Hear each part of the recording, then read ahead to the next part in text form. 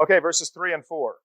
He says, "Don't let anyone deceive you in any way, for that day will not come until the rebellion occurs and the man of lawlessness is revealed, the man doomed to destruction. He will oppose and will exalt himself over everything that is called God or is worship, so that he sets himself up in God's temple, proclaiming himself to be God." Now, 2 Thessalonians chapter 2 is a passage that is difficult to understand. And honestly, it's kind of hard to come at it without the baggage that most of us carry from years in Sunday school and years in church and so forth. We think Paul, the baggage that we carry is thinking that Paul is saying or referring to something future when what Paul actually says here is present tense.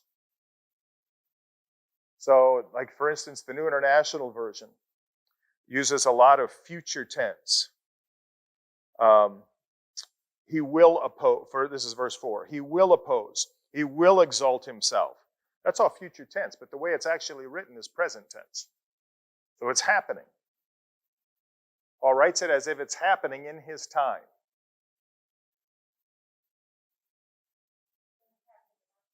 And it's happening in our time. Yep. Yep.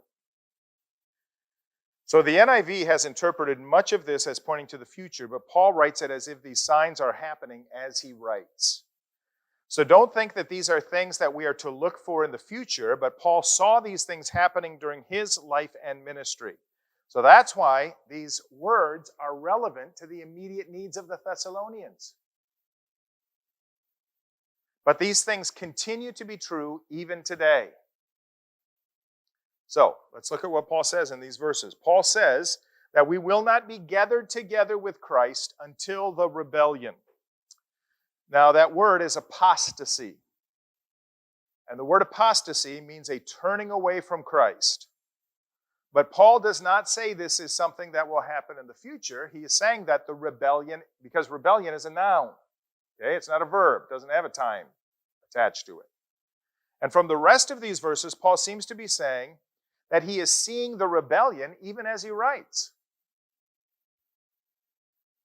It might grow in intensity as the Lord tarries. There might be more apostasy happening today than there was then, but it was happening then and it's happening now. So part of what was happening was this rebellion or this apostasy that's continuing to happen. It might grow in intensity as the Lord tarries, but Paul saw the rebellion in his day. Maybe it was part of what he considered to be a part of that was the Jews rejecting Christ or individual believers turning from Jesus because of persecution. That's why he warns them. He warns the New Testament Christians so rabidly about staying true to Christ. So question, what might be indications that the rebellion intensifies the closer we get to Christ's return?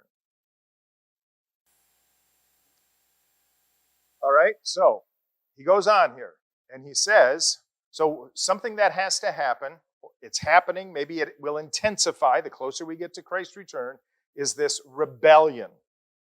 He also says here, and the man of lawlessness must be revealed.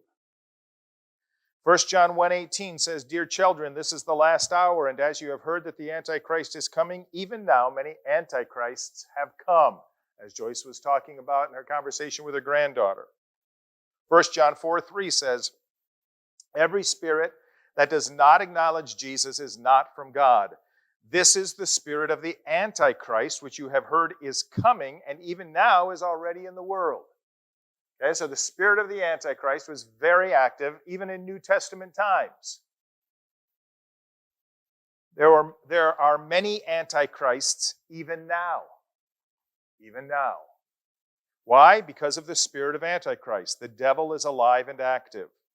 Look down at 2 Thessalonians chapter 2, verse 7. Paul continues that thought, and he says, "For the secret power of lawlessness is already at work." It's already at work. Paul doesn't say that the man of lawlessness has to come. It could be that he's already here, right? As Paul writes this to the Thessalonians, what he says is that the man of lawlessness needs to be revealed. It doesn't say he has to arrive. He needs to be revealed. So it could be that the man of lawlessness, who I think we can understand to be the Antichrist, he could already be on the scene as Paul writes this. Paul doesn't know. He says he hasn't been revealed yet. He hasn't been made obvious yet. But he could already be in the world in, 55 to 60 AD. But he must be revealed. He must be identified. Now, how will we be able to identify the man of sin or the man of lawlessness?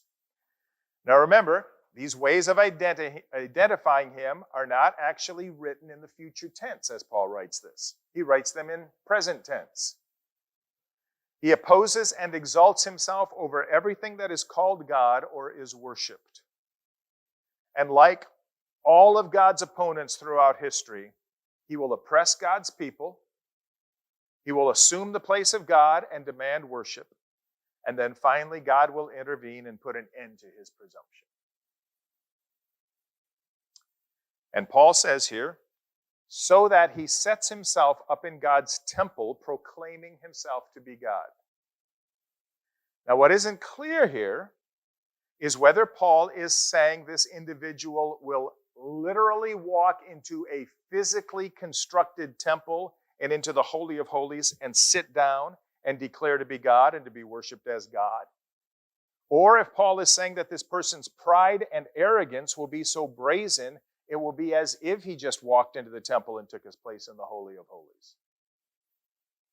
On the one hand, there were instances in Israel's history when God's enemies actually did enter the Holy of Holies. The Philistines, the Egyptians, Antiochus Epiphanes, and Pompey all desecrated the temple.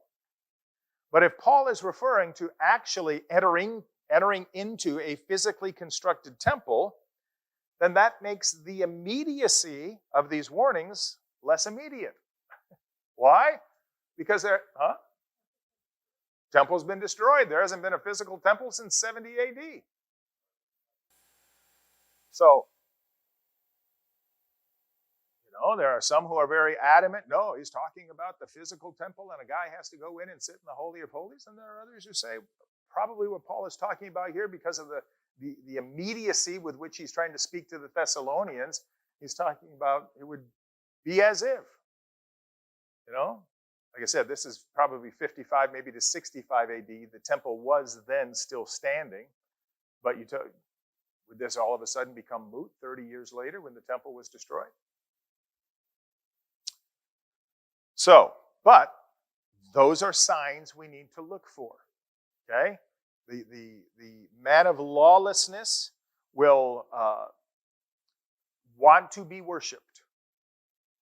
He will want to oppress God's people. And maybe he will do it from the Temple Mount in Jerusalem.